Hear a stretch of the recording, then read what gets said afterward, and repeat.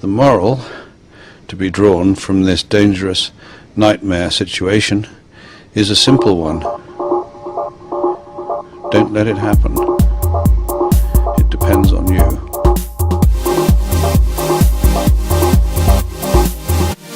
I think hatred is wasted energy.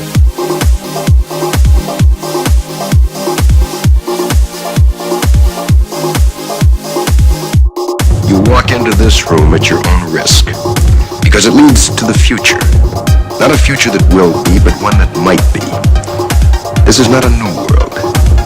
It is simply an extension of what began in the old one. It has patterned itself after every dictator who has ever planted the ripping imprint of a boot on the pages of history since the beginning of time. It has refinements, technological advances, and a more sophisticated approach to the destruction of human freedom. But like every one of the super-states that preceded it, it has one iron rule. Logic is an enemy and truth is a menace. Any state, any entity, any ideology that fails to recognize the worth, the dignity, the rights of man, that state is obsolete.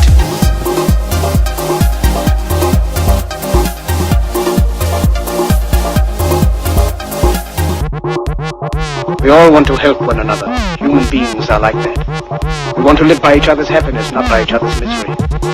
We don't want to hate and despise one another. In this world there's room for everyone, and the good earth is rich and can provide for everyone. The way of life can be free and beautiful, but we have lost the way. Greed has poisoned men's souls, has barricaded the world with hate, has goose-stepped us into misery and bloodshed. We have developed speed, but we have shut ourselves in.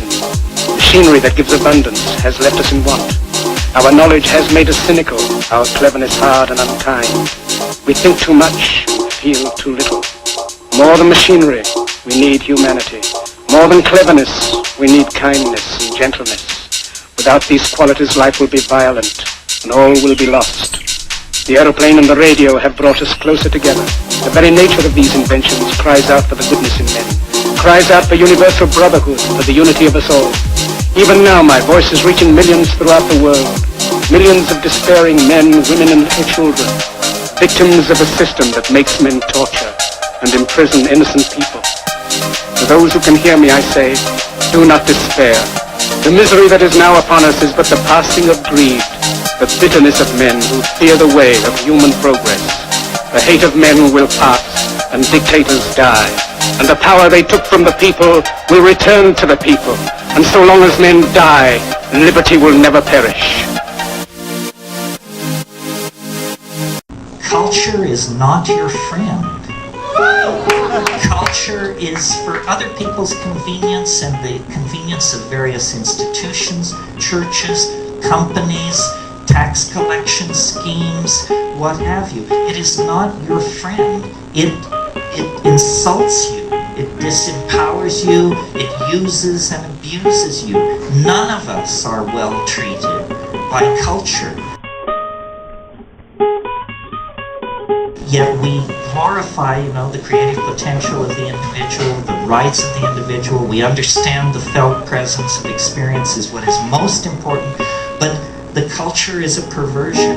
It fetishizes objects, it creates consumer mania, it preaches endless forms of false happiness, endless forms of false understanding in the form of squirrely religions and silly cults.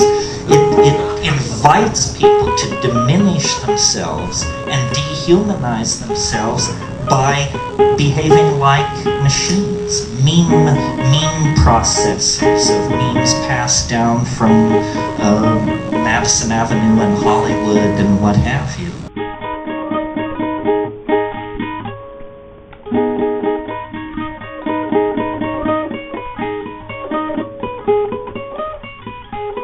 How do we fight back? It's a question worth answering. I think that by creating art, man was not put on this planet to toil in the mud. Or the God who put us on this planet to toil in the mud is no God I want to have any part of. It's some kind of Gnostic demon